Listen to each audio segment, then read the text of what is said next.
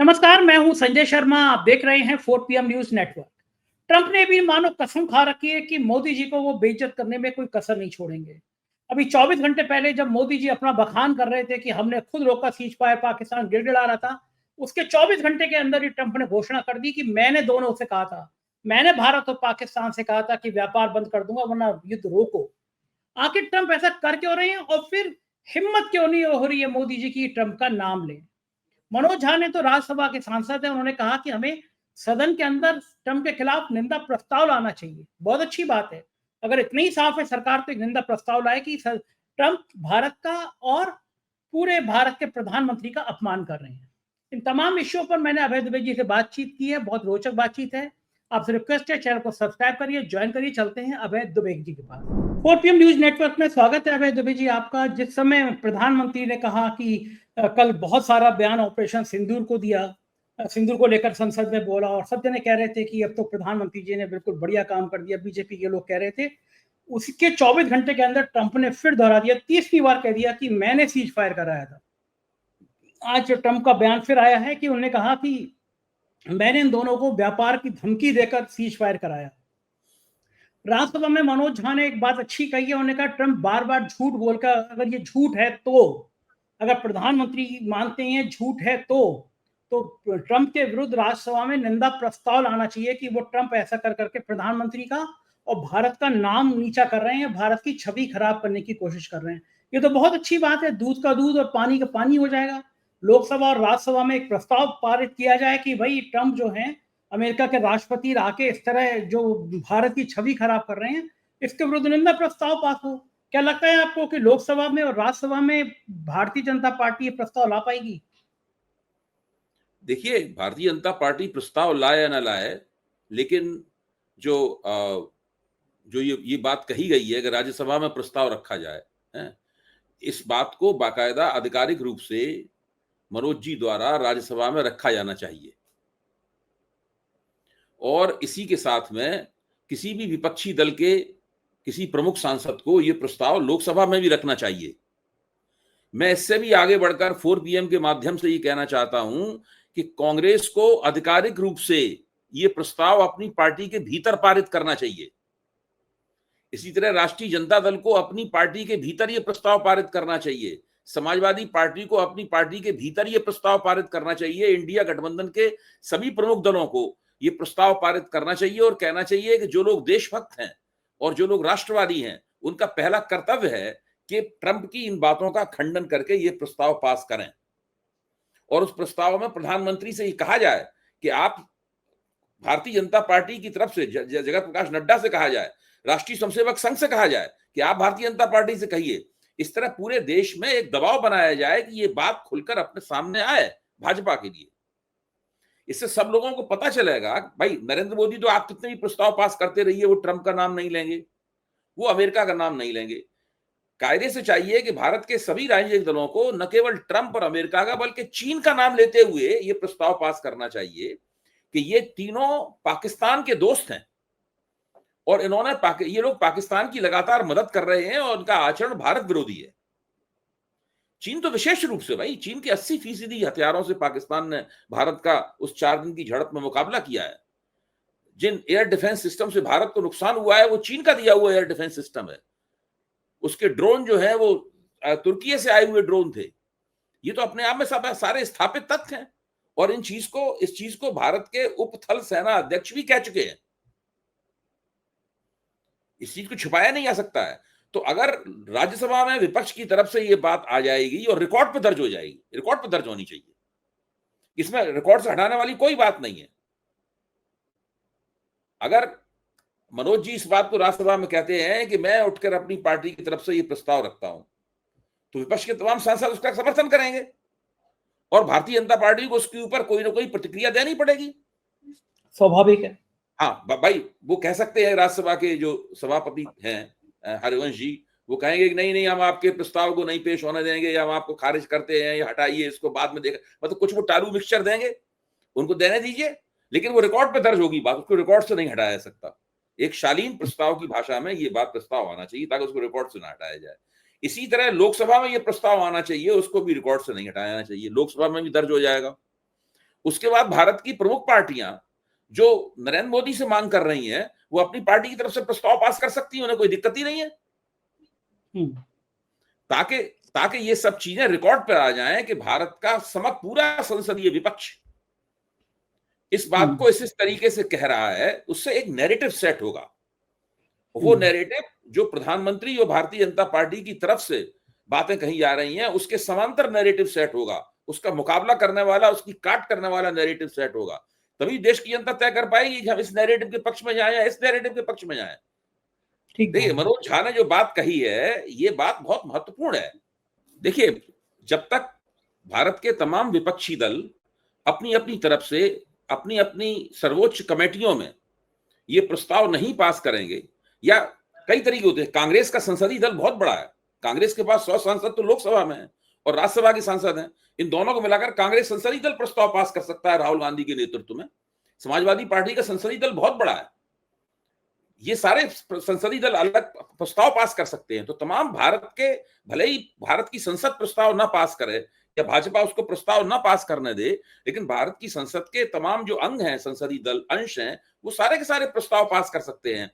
इन प्रस्ताव पास करने से एक तो सच्चाई सामने आएगी, भारतीय जनता पार्टी के ऊपर बड़ा दबाव जम के बनेगा, और साथ में मैं इस बात को फिर से दोहरा रहा हूं, अभी भी थोड़ी देर पहले इस बात को कह चुका हूं कि देश में एक नैरेटिव सेट होगा। देखिए, राहुल गांधी ने एक अनूठी बात कही है और उस बात को सब लोगों को संज्ञान लेना चाहिए और बार बार उस बात को दोहराना चाहिए, उसकी अनुगूंज होनी चाहिए, उसकी प्रतिध्वनियां होनी चाहिए देश में।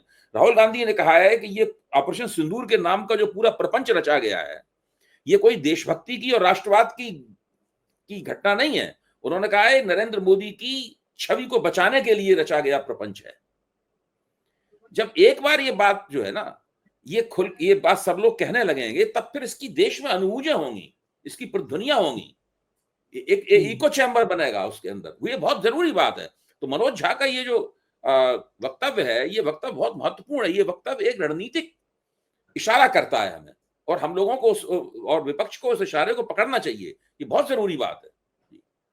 देखो, ठीक है अभय जी, आपको लगता है मोदी जी क्यों दब रहे हैं, क्यों डर रहे हैं, ट्रंप का नाम क्यों नहीं ले पा रहे हैं? मजबूरी ऐसी कौन सी आ गई है मोदी जी के सामने? आज फिर राहुल गांधी ने या प्रियंका गांधी ने शायद ये कहा है कि मोदी जी ट्रंप का नाम इसलिए नहीं लेना चाहते कि मोदी जी ट्रंप का नाम लेंगे तो ट्रंप नाराज होकर असलियत बता देंगे। यानी ट्रंप को कोई रहस्य पता है। वो कह रहे हैं ट्रंप को कोई ऐसी बात पता है जो कि ट्रंप बता देंगे, उस डर के मारे ये डरे, उसके डर के मारे इनकी फूंक सरकी हुई है, इसलिए ट्रंप का नाम नहीं लेना चाहते। इतना ज्यादा दबाव पड़ रहा है, सब लोग कह रहे हैं, भाजपा के अंदर भी बहुत से लोग, भले ही लोग बयान नहीं देते हैं, भाजपा के अंदर लोग बयान थोड़ा देंगे, वरना मोदी जी का रुतबा तो समाप्त हो जाएगा हमेशा हमेशा के लिए, अगर ये बयान भाजपा के अंदर से निकलने लगे। लेकिन लोगों के मन में तो बात है ही। अब जैसे इस तरह की बात सोशल मीडिया पे हेडिंग बन रहे हैं, क्या सवाल खत्म हुए? नहीं। क्या जवाब मिले? नहीं। और ये जो हेडिंग शीर्षक मैंने आपको बताए, ये शीर्षक कोई हमारे और आपके जैसे सरकार के आलोचक समझे न समझे हमारे लोगों द्वारा बनाए गए शीर्षक नहीं है। ये उन लोगों द्वारा बनाए गए शीर्षक हैं जो लोग कोई बहुत संकल्पबद्ध होकर भाजपा की और उनकी आलोचना नहीं करते। अगर वहां उन्हें कोई सकारात्मक बात दिखेगी तो उसकी प्रशंसा भी करेंगे। तो मैं ये कह रहा हूं कि ये बात, भारतीय सबसे बड़ी बात यह है कि मोदी जी ने कल जो भाषण दिया, या आज नड्डा साहब जो भाषण दे रहे हैं, या उससे पहले जो अमित शाह ने भाषण दिया, या राजनाथ सिंह जी ने जो भाषण दिया, ये सारे के सारे भाषणों का लक्ष्य वहां तक पहुंचना नहीं है जहां हम लोग बैठे हुए हैं। वहां तक पहुंचना है जो भाजपा के अपने समर्थक हैं। भाजपा के अपने समर्थकों को आश्वासन दे रहे हैं कि भाई आप और किसी तरीके से मत सोचो। इनको सबसे बड़ा डर यह है कि भाजपा के समर्थक ही इनके खिलाफ सोचना शुरू कर देंगे। देखिए, इनका जो चुनावी प्रदर्शन है वो तो अब एक कच्चे धागे से लटका हुआ है। वो कच्चा धागा टूटा, थोड़े से वोट इधर से उधर होने हैं, थोड़ी सी सीटें इधर से उधर होनी है, और भारतीय जनता पार्टी विपक्ष में बैठी हुई नजर आएगी 5 साल के लिए। कोई भाजपा को आपको सैकड़ों सीटें थोड़ा कम करनी है, भाजपा की 50 सीटें और कम कर दी, खेल खत्म, पैसा हजम, भारत माता की है। हाँ, लेकिन होगी कैसे? वो कैसी हो जाएगी बताइए? अरे वो कैसे होगी? पहले सीटें कैसे कम हुई थी भाई? पहले सीटें कैसे कम हुई थी? हम सब लोग, मैंने और आपने दोनों ने मिलकर एक स्वर में कहा था कि भाई इनकी 250 के आसपास सीटें आएंगी, हैं? 350 400 की बात हो रही है, 240 आई। अभी देखिए क्या होता है, जबकि उससे ठीक पहले इन्होंने 3 राज्यों में जबरदस्त चुनाव जीता था। मैं बार बार कहता हूं कि विधानसभा के चुनाव जीतने का मतलब ये नहीं है कि आप लोकसभा में भी सुरक्षित रूप से चुनाव जीत जाएंगे। आपको याद होगा 2019 से पहले उन 3 विधानसभाओं में भाजपा हार गई थी, लेकिन मोदी ने 2019 का चुनाव जीत लिया। 2024 के चुनाव से पहले भाजपा जीत गई थी, लेकिन 2024 के चुनाव में भाजपा ने बहुमत खो दिया। कोई संबंध ही नहीं है उसका। जब भाजपा वहां जीती तब वहां हारी, तब वहां जीती, और वहां जीती तो यहां हारी। ये दोनों, हरियाणा जीत जाने से दिल्ली लोकसभा का चुनाव जीतने का क्या संबंध है? कोई संबंध नहीं है उसका उससे। ये राज्यों की राजनीति बिल्कुल अलग तरीके, वो जमाना चला गया। एक जमाना था जब गठजोड़ राजनीति बहुत ज्यादा होती थी, तब हम सब लोग कहते थे, सोशल साइंस में भी लोग कहते थे, हमारे मित्र योगेंद्र यादव भी कहते थे कि राज्यों की राजनीति का योगफल दिल्ली की राजनीति है, ये कहते थे। अब वो बात नहीं रही। राज्यों में आपका दबदबा बना रह सकता है, दिल्ली में आप हार सकते हैं। राज्यों में हो सकता है आप कमजोर रहे, दिल्ली में आप जीत जाएंगे। ऐसा मैं 2 चुनावों का आपको हमने उदाहरण दिया तुरंत। भाई कायदे से तो जो 2024 के पहले विधानसभा चुनाव हुए थे राजस्थान, छत्तीसगढ़ और मध्य प्रदेश में, वहां से भाजपा को जो मोमेंटम मिला था, जो आवेग मिला था, उस आवेग के तहत भाजपा को तेजी से बढ़ते हुए 350 क्रॉस कर जाना चाहिए था, 350 पार कर जाना चाहिए था, लेकिन 240 में रुक गए। और उसमें भी जाने कितने तरह का प्रबंधन किया, जाने कितने तरह की तिकड़में की, तब तो 240 तक पहुंच पाए। तो लेकिन चंद्रबाबू नायडू, नीतीश ऐसे साथी तो कस के दमदार खड़े हैं अभी भी। वो तो सब चीजें एक पल में बदल जाती हैं, सारी चीजें एक पल में बदल जाती हैं। कौन सरकार बनाते हुए दिख रहा है?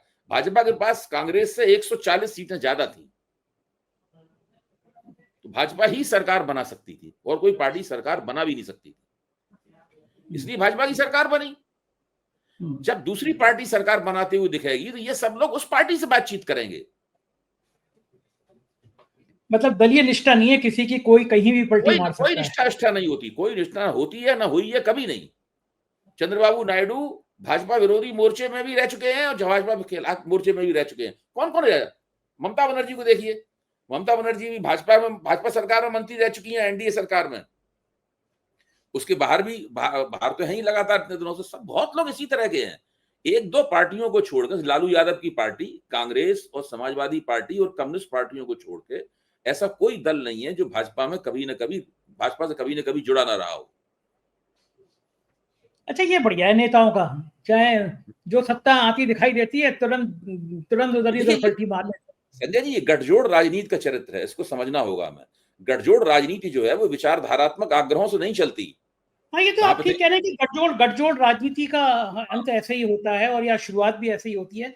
लेकिन ये लोगों को ये नहीं लगता कि जनता क्या सोचेगी होती होगी कि हमने किस विचारधारा को वोट दिया और हम किधर चले जा रहे हैं। असल जिस चीज को आप जनता कहते हैं ना, वो असल में आप मानते हैं, या आमतौर पर हम जनता कहते हैं तो हमारे मन में ये भावना पैदा होती है कि इस देश के सभी लोग मिलकर जनता बनाते हैं। जनता की कई परतें होती हैं, कई हिस्से होते हैं जनता के। इसमें एक होता है राजनीतिक रूप से दीक्षित लोगों का, राजनीतिक रूप से समझदार लोगों का एक छोटा सा तबका, जो लोग समझते बूझते हैं, चिंता करते हैं, या उन्हें लगता है कि ये काम उचित नहीं हो रहा है, राजनीतिक नैतिकता का सवाल उठाते हैं, वो इस हिस्से के भीतर उठता है। ज्यादातर वोटर जो हैं वो इस हिस्से में होने वाली चर्चाओं से अपने आप को दूर रखते हैं, या उसका बहुत ही जो सरल किस्म का फार्मूला होता है उसको केवल ग्रहण करते हैं, वो उसकी जटिलताओं में नहीं जाते। जैसे कि उनको विश्वास क्या है? उनको विश्वास एनडीए में जो छोटे छोटे दल हैं उनके उनमें उनसे ज्यादा रुचि नहीं है आम लोगों को। उनको है कि एनडीए का नेतृत्व किसके हाथ में है? एनडीए का नेतृत्व भारतीय जनता पार्टी और नरेंद्र मोदी के हाथ में है। इससे पहले जो यूपीए था, अभी जो इंडिया गठबंधन है, उसके छोटे छोटे और दलों के बारे में उत्तर प्रदेश की जनता को उससे क्या मतलब है कि तेलुगु देशम क्या कर रही है? उत्तर प्रदेश जनता को उससे क्या मतलब है कि डीएमके और एडीएमके क्या कर रही है वहां पे? इससे कोई मतलब नहीं है उसको। इसी तरह जो आंध्र प्रदेश की जनता है उससे कोई मतलब नहीं है कि यूपी में क्या हो रहा है। तो वो देते हैं, जो मुख्य नेतृत्व है उस मुख्य नेतृत्व पर ध्यान देते हैं। इसीलिए मैं कहता हूं हमेशा कि भाजपा के मुकाबले कांग्रेस है और नरेंद्र मोदी के मुकाबले राहुल गांधी है। भाजपा भी इस बात को समझती है, मोदी भी इस बात को समझते हैं। देखिए इस पूरे भाषण में इसीलिए बार बार कांग्रेस के ऊपर ही अटैक करते हैं, राहुल गांधी के ऊपर ही हमला करते हैं। राहुल गांधी भी अपने हमले का निशाना मोदी को ही बनाते हैं। बीच में और तमाम दल वल नहीं आते, कोई दल इधर उधर बदलते रहते हैं, कोई दल कहीं दल आता ही नहीं है इस चक्कर में। यहां तक कि राहुल की जो लाइन है बाकी दल भी उसी लाइन का पालन करते हैं। इसी तरीके से एनडीए में दूसरे दल हैं, मोदी की जो लाइन है उसी लाइन का पालन करते हैं। तो पक्ष विपक्ष में यहां पर कांग्रेस और राहुल लाइन दे रहे हैं, यहां पर भाजपा और मोदी लाइन दे रहे हैं। इसी हिसाब से राजनीति चल रही है। बिल्कुल ठीक कह रहे हैं। इधर जब ऑपरेशन सिंदूर की और पहलगाम की चर्चा हुई, आतंकियों के मारे जाने की चर्चा हुई, तो कहीं ना कहीं बड़े सवाल हुए। अखिलेश यादव ने तो ये सवाल भी उठाया कि हम ऑपरेशन महादेव का समर्थन कर रहे हैं, लेकिन आतंकी उसी दिन कैसे मरे जिस दिन ऑपरेशन सिंदूर पर चर्चा हो रही थी। इस बीच पहलगाम में जो आतंकियों ने हमारे शहीद लोगों, बेकसूर लोगों को मार दिया था, उसमें शहीद शुभम की पत्नी ने कहा कि मुझे मोदी जी से ये उम्मीद नहीं थी कि वो पहलगाम में हम लोगों के, हमारे परिवारों का जिक्र नहीं करेंगे। शुभम की पत्नी ने राहुल गांधी और प्रियंका गांधी का शुक्रिया कहा कि उन्होंने जिक्र किया, उन्होंने दर्द देखा, लेकिन उन्होंने कहा प्रधानमंत्री मोदी को याद भी नहीं आई हमारी, जबकि प्रधानमंत्री जी गए भी थे कानपुर। लेकिन आज उनको लगता है कि संसद में जब बात हो रही थी तो पूरी घटना को शायद तोड़ मरोड़ दिया, इसीलिए उस शहीद की पत्नी का ये बयान सामने आया है। देखिए राहुल गांधी ने भी इस मुद्दे को उठाया था। राहुल गांधी ने कहा था कि जब हम ऑपरेशन सिंदूर में बहस कर रहे थे तो दरअसल ऑपरेशन सिंदूर में जो लोग मारे गए, ये बहस उन लोगों के बारे में है, उन लोगों का संदर्भ है, उन लोगों की जो शहादत हुई, उन लोगों की जो हत्या हुई, उसकी रोशनी में इस बहस को किया जाना चाहिए। लेकिन भारतीय जनता पार्टी ने उनका कोई नाम नहीं लिया। भारतीय जनता पार्टी ने उनके प्रति कोई उनका नाम लेने में, उन्हें याद करने में कोई दिलचस्पी नहीं दिखाई। और वही कारण है, आप देखिए ना, भाजपा के एक नेता थे हरियाणा के, राज्यसभा के एमपी थे, तो उन्होंने क्या कहा था कि जो महिलाएं जो वो दरअसल उनके अंदर अहिल्याबाई होलकर जैसा पराक्रम नहीं था, वरना वो उनसे निवेदन क्यों करती। तो वो इस तरह की बातें ये लोग करते रहे हैं। कर्नल सोफिया कुरैशी के बारे में जो बदजबानी करने वाले कौन है, वो भारतीय जनता पार्टी के लोग हैं। दरअसल भारतीय जनता पार्टी ये मानती है कि इस प्रकार की बातें करने से वो चुनाव जीतते हारते नहीं है। चुनाव जीतने हारने के हथकंडे युक्तियां दूसरे किस्म की हैं, उनको अपनाकर वो चुनाव पर असर डालेंगे। यहां पर लोकसभा में तो उन्हें कांग्रेस के ऊपर हमला करना है, कांग्रेस को एक राष्ट्र विरोधी और राक्षसी पार्टी के तौर पर कांग्रेस को पेश करना है। इस काम में वो लगे रहते हैं। इससे उन पर कोई फर्क नहीं पड़ता कि जो पहलगाम की बैसरण घाटी में जो मारी गई हैं उन महिलाओं का दुख दर्द क्या है। अच्छा, वो ये तैयारी बहुत की होगी कि विशेष सत्र इसीलिए लेट बुलाया जाए क्योंकि बहुत सारे ठोस जवाब हमें देने नहीं है, पहले हल्ला गुल्ला कराओ फिर माहौल ऐसा बनाओ। लेकिन वो राजनाथ सिंह के, अखिलेश ने जो कहा नींबू मिर्च टांग के राफेल वाला, इससे ये भी मुद्दा गरमाया कि वैज्ञानिक सोच नहीं है सरकार के पास में। सरकार अभी भी परंपरागत चीजों पे कर रहे हैं। इन सबसे अलग हटके मैं एक और दूसरा सवाल पूछूंगा राजनीति से अलग हटके कि मथुरा के एक, वृंदावन के एक बहुत संत हैं, बड़े फेमस स्वामी प्रेमानंद जी, उनका एक बयान बड़ा वायरल हो रहा है। उससे पहले एक और कथावाचक का बयान वायरल हुआ जिन्होंने महिलाओं के बारे में आपत्तिजनक बयान दिया। प्रेमानंद जी का एक बयान, बड़ा खराब सा बयान वायरल हो रहा है कि 100 में से 2-4 लड़कियां ऐसी होती हैं जो पवित्र होती हैं, वरना किसी के 4-4 बॉयफ्रेंड होते हैं, किसी आदमी के 4-4 गर्लफ्रेंड होती हैं। ऐसे लोग क्या किसी के अच्छे पति होंगे, क्या अच्छे पत्नी होंगे। ये संत समुदाय के लोग इस तरह की बातें क्यों करते हैं? किसी महिला से अगर किसी व्यक्ति से बात करेंगे या किसी के संबंधों में, तो इन संतों को क्या समस्या है? संत ऐसी बातें क्यों करते हैं? बहुत बहस चल रही है देश में। इसके पीछे 2 कारण है।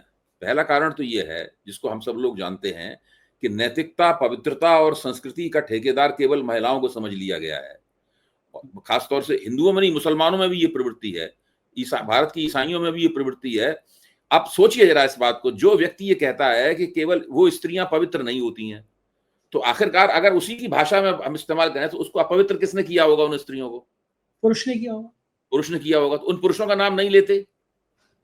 भाई सवाल ये है कि कैसे हुई स्त्रियां अपवित्र? ये बिल्कुल उसी तरीके से पुरुषों पर आरोप लगाया जाए कि ये इन पुरुषों के जो है विवाहित संबंध होते हैं, पुरुष जो है वो चरित्रहीन है। तो सवाल है पुरुषों के किससे विवाहित संबंध होते हैं? स्त्रियों से ही तो होते हैं विवाहित संबंध। हाँ, सही बात। उसमें एक ही पक्ष चरित्रहीन नहीं हो सकता है। वैसे तो चरित्रहीन चरित्रवान वाली जो श्रेणियां हैं ये सब घपले वाली चीजें हैं, मतलब है, लेकिन वो तो नहीं हो सकता। इसी तरीके से ये तमाम जो संत महात्मा हैं उन्होंने स्त्री समाज को चूंकि दबाया जा सकता है, ये खुद सब पुरुष हैं, एक और खास बात है, ये सारे खुद पुरुष हैं, इनमें आपको कोई भी स्त्रियां इस तरह की बात करते हुए नहीं मिलेंगी। तो चूंकि स्त्रियों को दबाया जा सकता है और इनकी अपनी जो नैतिकता की परिभाषाएं हैं वो स्त्रियों पर थोपी जा सकती हैं, इसलिए इस प्रकार की बातें करते हैं। अच्छा, इनका दुख क्या है? इनका दुख ये है कि इनकी इस तरह की बातों का कोई समाज पर असर नहीं होता। इनके कहने से कोई बॉयफ्रेंड करना बंद नहीं कर देगा। ठीक बात है। अपनी निजी जिंदगी किसको कैसे गुजारनी है, किससे प्रेम करना है, किससे विवाह करना है, क्या करना है, इससे इनसे पूछ के थोड़ी ना कोई करता है।